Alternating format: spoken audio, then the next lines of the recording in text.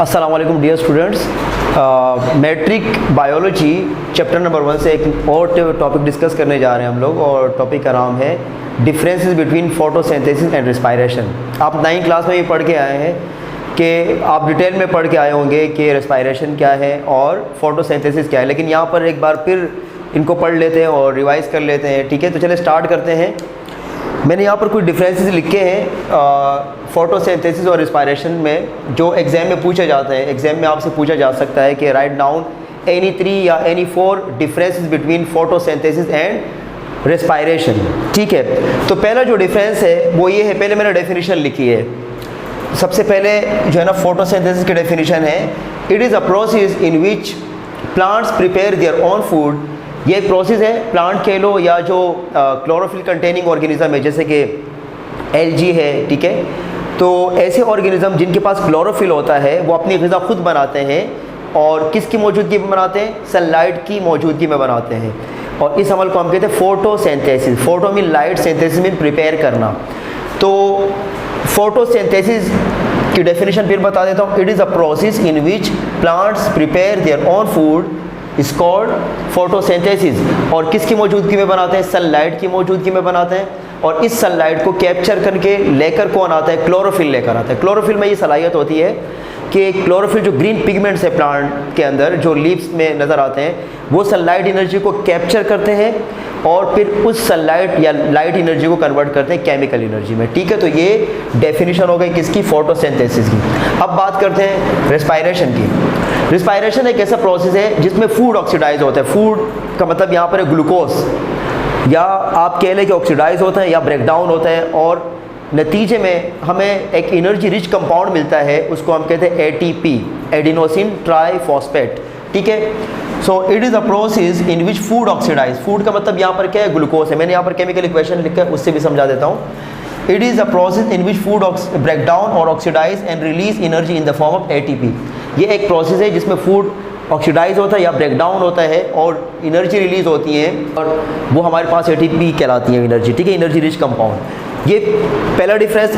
दूसरा डिफरेंस ये है कि जो फोटोसिंथेसिस है ये हमारे पास क्या है? एनाबॉलिक प्रोसेस है, और जो रेस्पायरेशन है कैटाबॉलिक प्रोसेस है।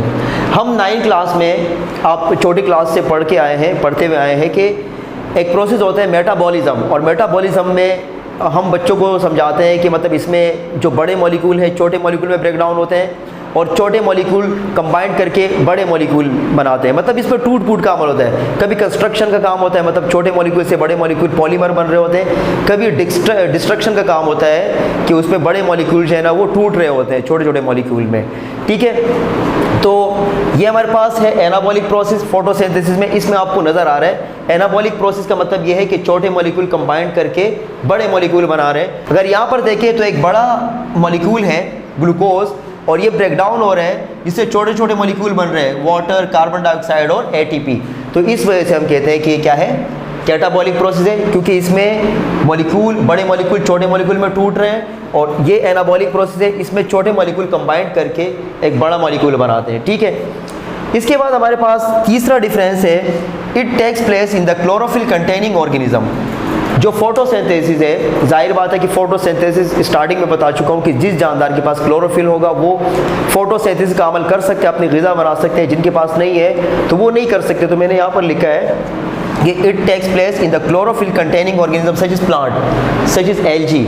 और ये जो प्रोसेस है it takes place in all living organism. Respiration जितने भी ऑर्गेनिज्म है सब में रेस्पायरेशन का अमल होता है, लेकिन रेस्पायरेशन के 2 टाइप्स है। एक हमारे पास एरोबिक रेस्पायरेशन और एक हमारे पास होता है एनारोबिक रेस्पायरेशन। लेकिन यहाँ पर जो हम बात कर रहे हैं ये किसकी बात कर रहे हैं? हम एरोबिक रेस्पायरेशन। और एरोबिक रेस्पायरेशन ऑक्सीजन की मौजूदगी में होती है। ठीक है, और जो एनारोबिक रेस्पायरेशन है वो प्रोसेस ऑक्सीजन की एब्सेंस में होता है। उसके बाद हमारे पास जो 4th प्रोसेस है वो है लाइट डिपेंडेंट। जाहिर बात है कि फोटोसिंथेसिस, लाइट एनर्जी जब होगी तो फोटोसिंथेसिस का अमल होगा।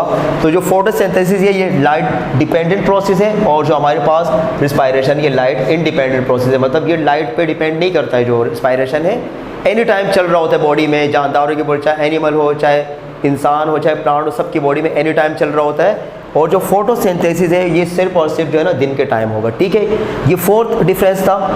जो फिफ्थ हमारे पास डिफरेंस है, it takes place during the day time. वही बात दोबारा आ गई कि मतलब ये दिन के टाइम होगा, सिर्फ और सिर्फ दिन के टाइम होगा, क्योंकि इसमें लाइट एनर्जी रिक्वायर्ड है, बगैर लाइट के तो ये अमल हो नहीं सकता है। And it takes place every time, ये एनी टाइम होगा, दिन में भी होगा, रात में भी होगा, ठीक है, एवरी टाइम ये चलता रहेगा बॉडी में। इसके बाद लास्ट हमारे पास जो डिफरेंस है ये है कि एंड प्रोडक्ट जो होता है, एंड प्रोडक्ट आप यहाँ पर देख रहे हैं कि एंड प्रोडक्ट ग्लूकोज है फोटोसिंथेसिस में और ऑक्सीजन है, और रेस्पायरेशन में हमारे पास एंड प्रोडक्ट है carbon dioxide, water and ATP, ठीक है। तो ये हमारे पास डिफरेंसेस थे फोटोसिंथेसिस और रेस्पायरेशन में, और इंशाल्लाह नेक्स्ट टॉपिक में हम जो है ना स्टोमेटा को डिस्कस करेंगे।